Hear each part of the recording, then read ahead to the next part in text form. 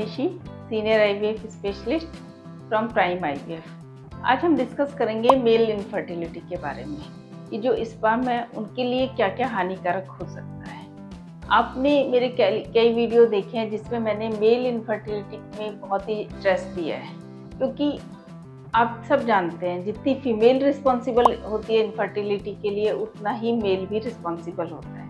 Mail का एक simple सा टेस्ट होता है सीमन एनालिसिस, जो कि WHO पैरामीटर पे सही होना चाहिए, पर जो वॉल्यूम होता है उसका वो 1 से 1.5 ml तक होना चाहिए।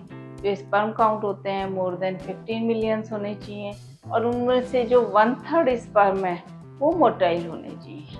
अगर आपकी ये सब सही है तो इसका मतलब आपकी स्पर्म एनालिसिस की रिपोर्ट नॉर्मल है। परंतु ये देखा गया है कि जो रिपोर्ट है उसमें कई बार ओलिगोस्पर्मिया होता है, मार्फोलॉजी अच्छी नहीं होती, वॉल्यूम कम होता है, जो थिकनेस ज़्यादा होती है, pH सही नहीं होती। तो वो किन वजह से हो सकती है, किन वजह से आपके स्पर्म जो हैं वो ख़राब हो सकते हैं, उन्हीं के बारे में मैं आज डिस्कस करूँगी। सबसे पहले हम बात करते हैं स्मोकिंग की। मैं अपने हर पेशेंट को कहती हूँ, जब भी आप फर्टिलिटी का ट्रीटमेंट ले रहे हैं तो आपको अपनी स्मोकिंग छोड़नी होगी, क्योंकि जब आप स्मोक करते हैं तो उससे क्या होता है कि ऑक्सीडेटिव स्ट्रेस पड़ता है स्पर्म पे, आपके ऑक्सीडेटिव रेडिकल्स बन जाते हैं। वो क्या होता है कि स्पर्म के प्रोडक्शन पे भी इफ़ेक्ट डालते हैं, और जब स्पर्म जहाँ पे टेस्टिकल में प्रोड्यूस होते हैं उन पे एंटीऑक्सीडेंट इफ़ेक्ट डालते हैं। इससे क्या होता है कि रेडिकल्स जो होते हैं वो उसकी क्वालिटी को और क्वांटिटी को दोनों को ख़राब कर देते हैं। सेकंड है अल्कोहल आप अगर डेली ले रहे हैं, लार्ज अमाउंट में ले रहे हैं, तो उससे क्या होता है कि आपकी बॉडी का जो एस्ट्रोजन एक फीमेल हार्मोन है वो बढ़ता रहता है। अब जो एस्ट्रोजन है वो उसका साइड इफ़ेक्ट पड़ता है आपके हार्मोन्स पे।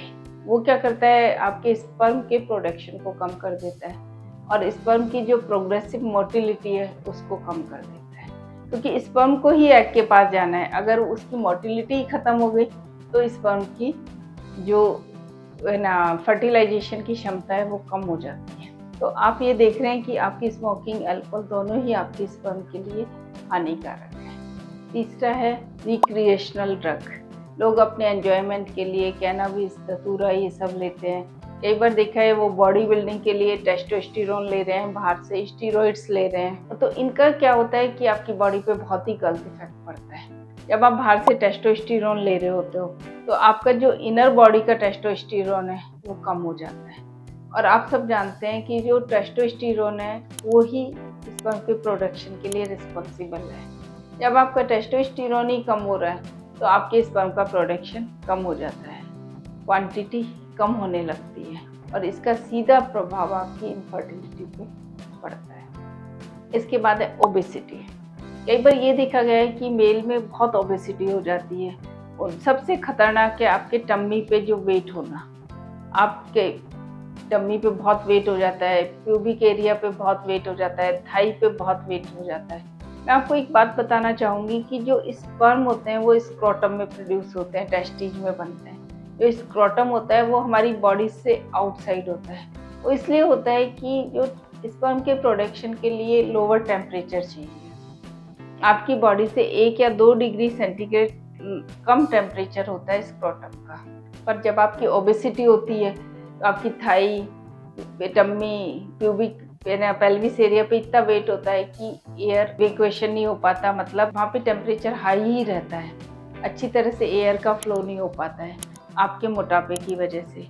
इससे क्या होता है कि उसका टेम्परेचर, जो स्क्रोटम का टेम्परेचर है वो भी इंक्रीज ही रहता है, और आपका जो सेक्सुअल एक्टिविटी है उन पे भी ओबेसिटी के कारण बहुत प्रभाव पड़ता है।